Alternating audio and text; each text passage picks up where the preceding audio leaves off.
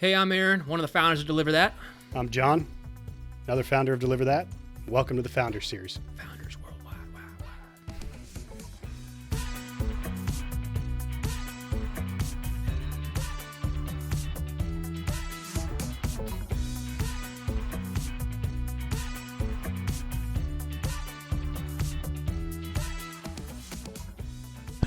Oh boy.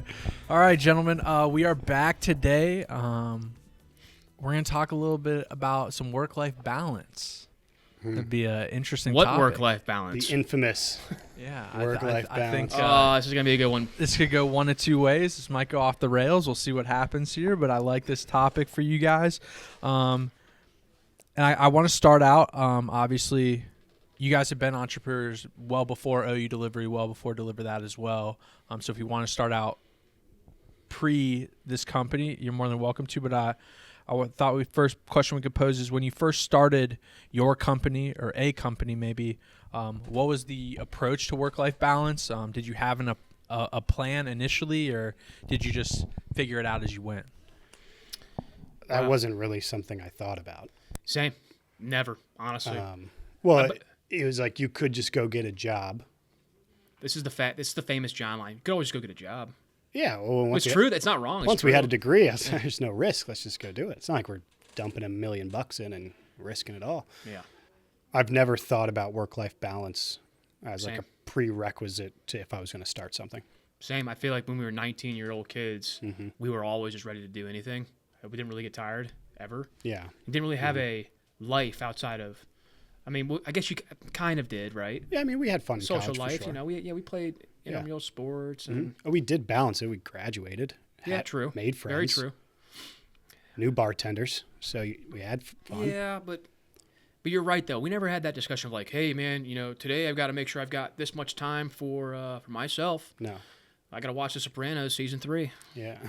Like that's. still I did wasn't that. thinking. I wasn't thinking that, but I did it. Still squeeze that in. But for me, I remember my only thought when we started this, right, was like, I refused to quit because I had just come off. I just transferred to OU. Yep. I had a baseball scholarship, and I quit the team, and I promised myself I would never quit another thing in my life because the feeling of being a quitter, Terrible. dude, it's the worst feeling ever. Yeah. Agreed. Yeah. Now we also started during a time we had no families. If you're going to compare it to someone else who's starting a business right now that has a family, I know that'd be extremely difficult, but you have to treat this like it's your family or your baby. There's no other option. Do you think you said earlier like we never thought about it? Do you think it's because you and I just like it almost like wasn't work at the time? It didn't feel like it. No, and you'd compare it to clocking in at Subway, right? You did that. Hey, yeah, watch it. We all did that. So Clocking in at Office Max when I did that in high school. Kid gets fired he's on the blacklist at Office Max. Yeah, not allowed to work at another one ever again. But you'd work so hard and so long, and you just not make much.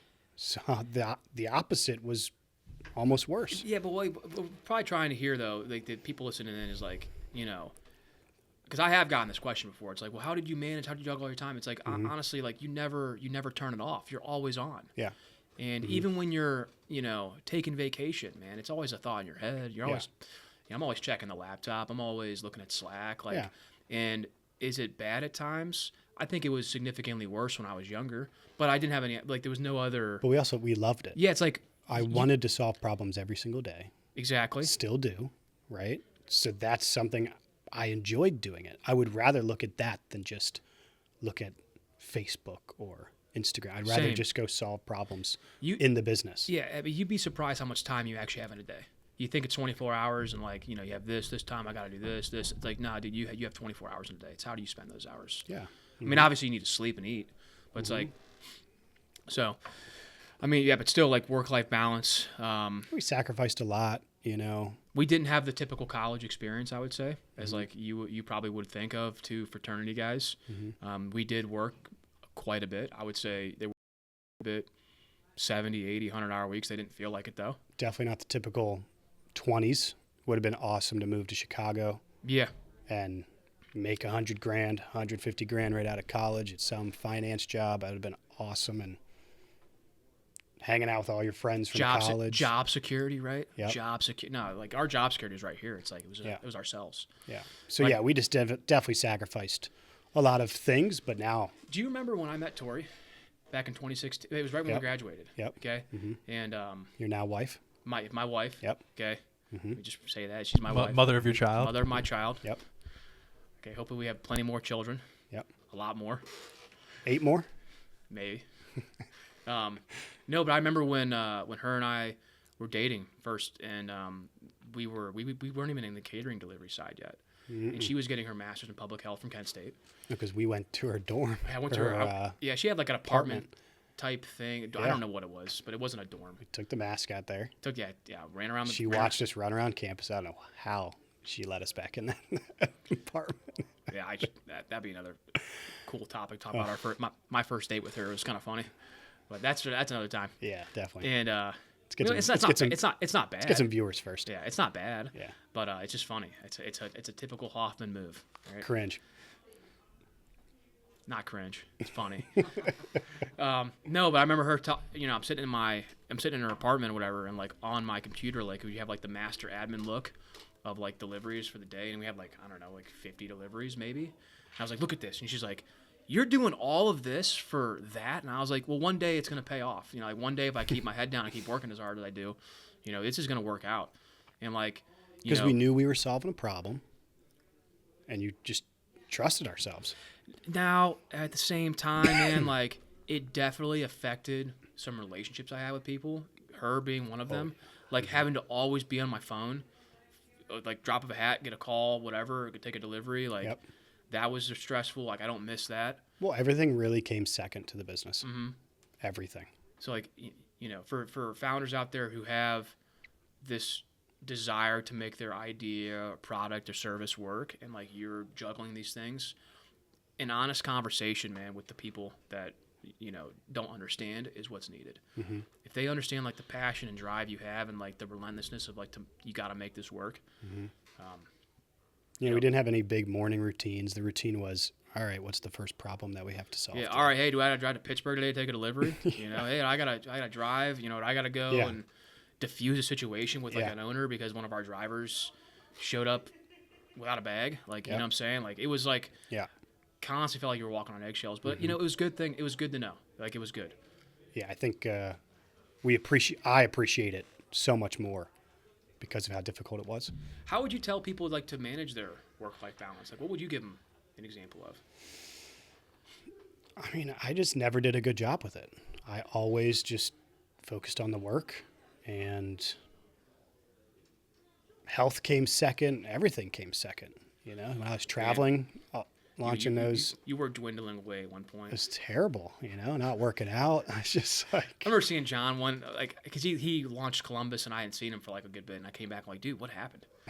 Well, you aged 40 years. It's 2 months. Yeah, it just. All the muscles gone. Everything came second. That's why I kind of laugh at the balance part of work-life balance. It just.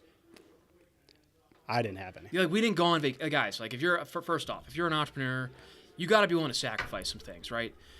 Going on vacation three times a year might not be reality anymore during the startup phase, right? Yep. Mm-hmm. Now, when you make it, when you get somewhere and you get some traction, and you make some money, and you're doing great things, or there's take your vacations. People that can help solve the problems in your business. Yeah, like close to as well as you can, then you can. I also feel like, and you probably talk to anyone that made it as a founder. They're probably going to say the same thing. Like, there is no, like, you're always on, and, like, you are going to have to commit so much more time than you think to your business or idea or whatever. Yeah. Even if you're starting, like, a McDonald's franchise, you think people aren't going to call off work?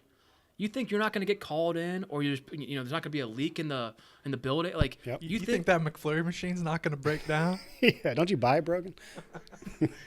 I've actually never had a McFlurry either. I think I've had one. You should have an episode of what things I have not had, all right? Or movies I haven't watched. Yeah, Mr. Not Pop Culture here. Yeah. But no, I mean, Ben, man, it's simple, man. If you're an entrepreneur, the work-life balance during at least the initial phase for me was like 7 years. there was no balance. It was just all in on making this business work. Yeah. And but I will tell you right now, though, some things that helped me tremendously manage that chaos was regularly exercising. Yeah. Tried to regularly. I was in really good shape when I was, younger. Not so much. I mean, I probably put on 20 pounds over the years. A little bit of a little dad bod going here. I have an excuse now, John. I am a dad. But I think exercise, right? Think of your body as like a vehicle. Like you want to make sure it's running right. You put good fuel in it, right? Yep. So you can maximize your time, right? You don't want to be sluggish during 2:00 in the afternoon when you're about to go to a client meeting. So, I mean, exercise, eat well, read, listen to audiobooks or music, whatever can get you in a good headspace. And then number one thing I would say, and you're probably not going to get a lot of it, you got to find time to sleep. Yep.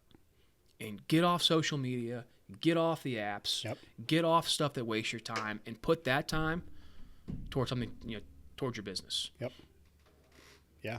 I mean, we didn't play video games. We grew up playing video games, played some in college. After college, I was like, I'm not buying this. One, I don't have any money, but I'm not going to buy this because we should be working on the business. Dude, you know how painful it was to not golf for like 3 or 4 years? Oh. I'm a plus handicap, all right? I love golf and golf my whole life. And I gave up golf to build this business with John. And like that is even painful talking about how much I love that game. Yeah. It's like gave it up for a little bit. Didn't have time for it, man. Didn't have time for it.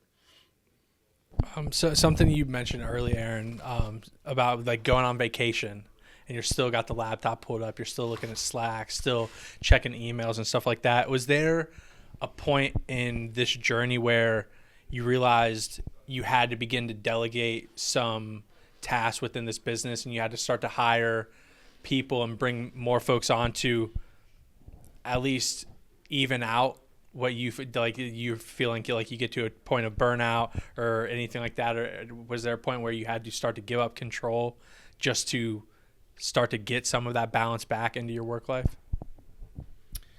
I never once ever relinquished any of my duties or roles to ever get my life back or my time back. I never once ever did that. Yeah, that wasn't the reason. That was never a thought of mine. It was because there was someone better that could do the job better than I could. Yeah. I think that was the idea. And mine really clicked because I was always in charge of figuring out how we were going to get a driver to take a delivery, right? And I would go and launch these markets. And I meet with these drivers, meet with these restaurants, and I'm like, I can't make sure Washington, D.C. is solidified for the day when I'm in Atlanta worrying about this, right? So it's like, okay, if we just want to execute at the level we expect to execute at, I can't do everything anymore. So it definitely was never for work-life balance. It was really just to be able to do more and go further. Yeah, I think, this is a great topic because, man, like staying busy, you'll feel like you have work-life balance. When you're an entrepreneur and you're not doing anything and sitting around waiting, dude, that is when the anxiety hits. That's when like, I have no life. I got to worry about work nonstop. It's like you're worrying about work and you're not actually working. I see it today in our own company with some people, man. It's like, just don't even worry. Put the anxiety to the side, right? And just put your head down and get some stuff done. You have these 4 or 5 projects, tackle one of them this week. Like, you have balance when you stay busy. You do not have balance when you don't stay busy. Simple as that. I mean, that makes a lot of sense to me. John, you mentioned some sacrifices earlier. Can you think of any specific like events or things you guys missed out on through the early years that you had to sacrifice because you had to go take a delivery or you had to go launch a market or you had to go do this, that, and the other, save something, and you had to miss out on something because of this business? I didn't really pay attention as much to what I was missing out on because it wasn't an option. I didn't want to get jealous or take my eye off the ball. I mean, there were spurts of me launching markets as gone for 3 months. I remember I was in Charlotte and Aaron's like, I think there's some deliveries down in Atlanta. That's pretty close, right? I was like, yeah. John's been to like every state. I guess I could go launch that now too, because it's a 3 to 4 week process every time. And he did this Seattle to Vancouver, back to Seattle, and I'm in Boston, right before COVID, then San Francisco, and then we go to Vancouver right at. I mean, there's so many like multi-month trips that I can't even imagine all the stuff that I missed out on, but I really just tried to not pay attention, and I wouldn't get jealous because I knew we were building something great.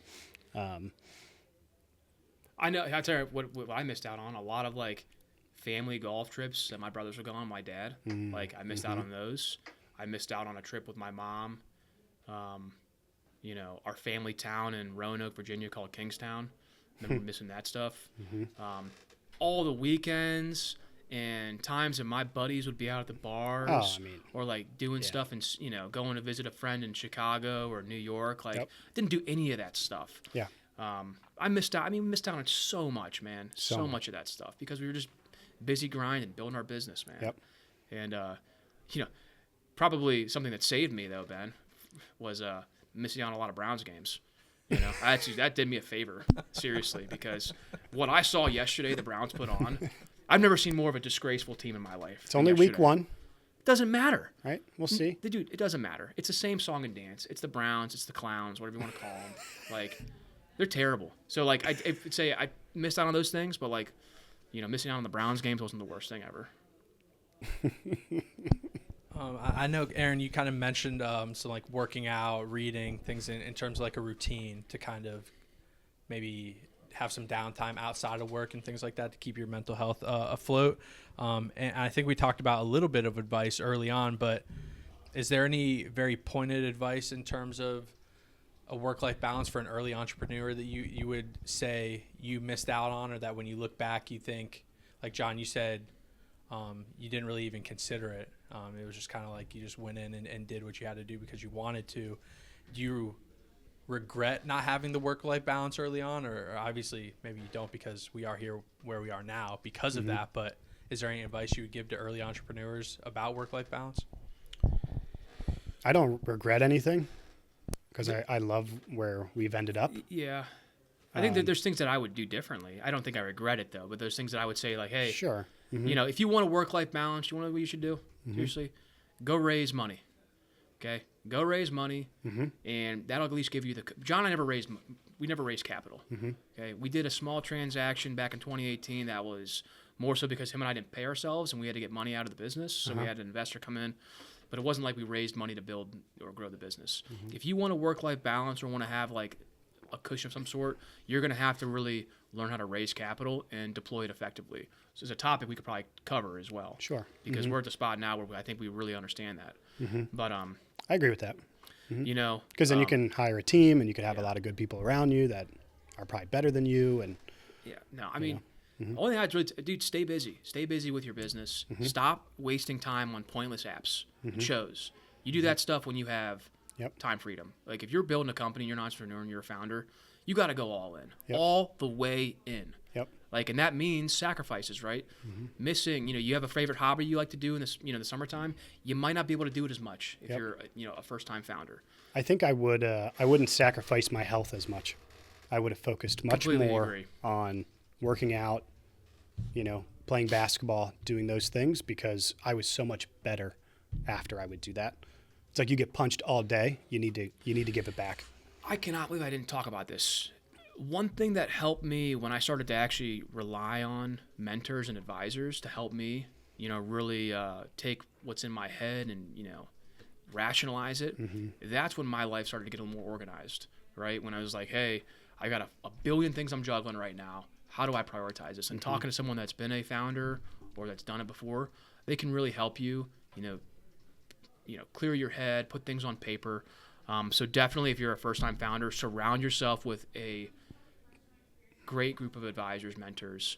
Even if you can't pay them, it's fine. Like there's people out there that are just good people that will help you. Just take them out for coffee. Just buy their coffee though. Okay? Yeah. If you invite, you pay. Buy it. Yeah. If you invite them, you pay for it. Yeah. There's that. And then one thing that's also helped me tremendously with manage my time is like I basically live my life off a calendar and a task list. I take my task list and I outline it on my calendar, and vice versa. So that's how I've stayed extremely organized and effective, and I'd say efficient. Are there specific apps you're using for that task list, or is it just a Google Calendar, or what do you got? Obviously Google Calendar for me. We use the G Suite here, but like you know what? Stop relying on apps to make things easier for you. I think people have this problem nowadays of just pulling out a pen and paper or keeping a journal. Like, do the freaking work. Yep. Right? Stop relying on technology to make everything easier. Eventually, right, when you master what a task list is and how to use it, yeah, you know, and you have 50, 100 things you got to sort by date or scope of project, whatever. Yeah, get an application. We use ClickUp here. Sure. Notion's good. Yeah. You know. I mean, they all are good. Yeah. So, but like, you know, if you're it's pen and paper, man. Pen and paper. Get a pen out. Get a piece of paper out. Take the notes down. Cross off the item when you're done with it. It's that simple. Work. Just do the work. Yep.